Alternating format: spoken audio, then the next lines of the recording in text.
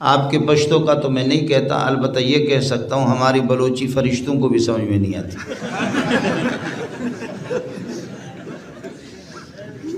میں آج کل ہمارے حاجی صاحب اور امیر المومنین حضرت حاجی عمران خان صاحب، ان کا مسئلہ ہے کہ اس نے حاجی صاحب نے بالکل ہم لوگوں کو مولویوں کو محدود کر کے رکھا ہوا ہے۔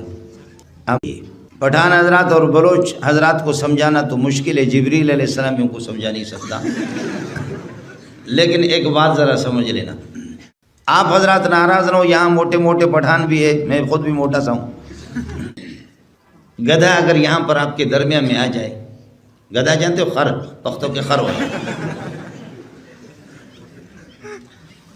اگر گدھا یہاں آپ کے درمیان میں آ جائے یا کوئی کتا آ جائے، وہ کہ مالا کنڈ والوں کو میں نہیں مانتا، سوات والوں کو میں نہیں مانتا، والی سوات کو میں نہیں مانتا، ان کی کوئی حیثیت نہیں ہے، اور دمادم مست کلندر زندہ آباد، خر زندہ آباد، زندہ آباد۔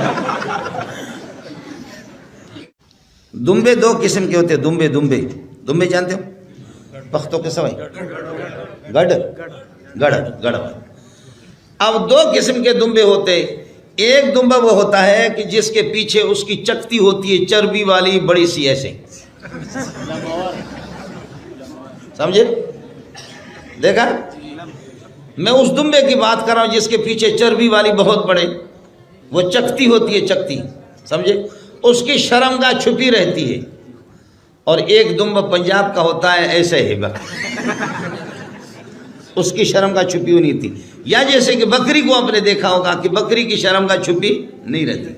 اب بکری اٹھ کر کے وہ دمبے کو کہے، چکتی والے کو کہے کہ تمہاری شرمگاہ ظاہر ہے، تو بغیرت دونوں میں کون سا ہے؟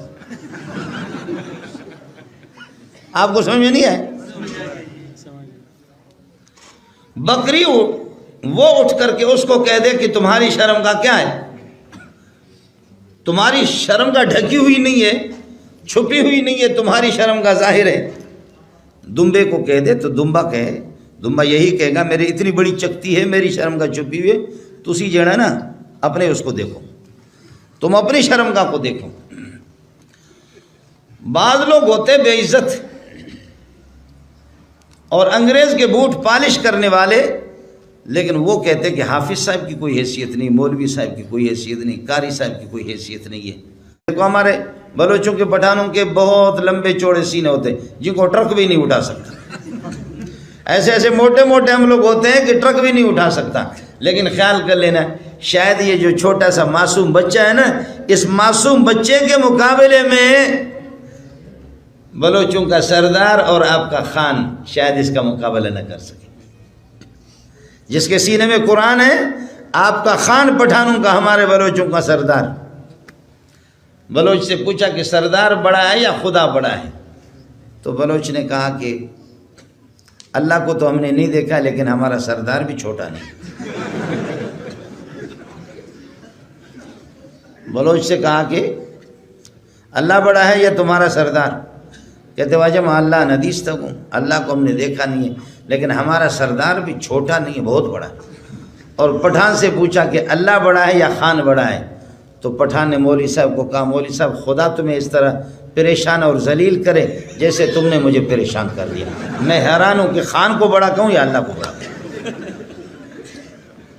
پٹھان تو جیسے کہ کبھی ہم لوگوں کو پکڑ کر کے نا، بعض غریبوں کو کسی کو پکڑا کسی نے، آپ سمجھ گئے نا، سمجھ گئے، وہ پگڑی والے کو کسی نے پکڑا، کہا بولو ہم حق پر ہیں، ہم صحیح ہے یا طالبان صحیح ہے؟ اس نے کہا تم بھی صحیح ہو، طالبان بھی صحیح ہے، اصل کتے کے بچے ہم۔ سمجھ میں نہیں آیا؟ کمال کیا اس نے، کہا بولو کتے کا بچہ بولو، طالبان صحیح ہے یا ہم صحیح ہے؟ اس نے کہا وہ بھی صحیح، تم بھی صحیح، اصل خر ہم ہیں اور اصل ذلیل ہم ہیں، بابا تم دونوں کے دونوں صحیح۔ دیکھا وہ جو گدھا ہوتا ہے نا، گدھا کہتے ہیں ڈھوم، پیچھے سے کہتے ہیں پر،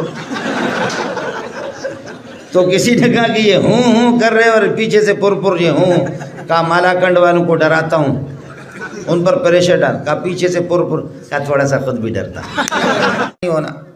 صبح سویرے بچے جب اٹھتے ہیں نہ ان کو وضو کی ضرورت ہے نہ استنجا کی ضرورت ہے, کچھ بھی نہیں, وضو استنجا کی نہیں. دیر ہو گئی ہے, اسکول میں دیر ہو گئی, لہذا اماں جی نے ڈبل روٹی کو لے کر کے چیرا, اس میں یہ کل مکھن لگایا یا اس میں کوئی چیز ایسے ڈبل روٹی اس کو دے دیا, اور کریم لے کر کے بچے کے چہرے پر ایسے ایسے اس نے کر لیا, اور پتلون اس کو پہنایا, ٹائی اس کو لگایا, چل اسکول پہ جا.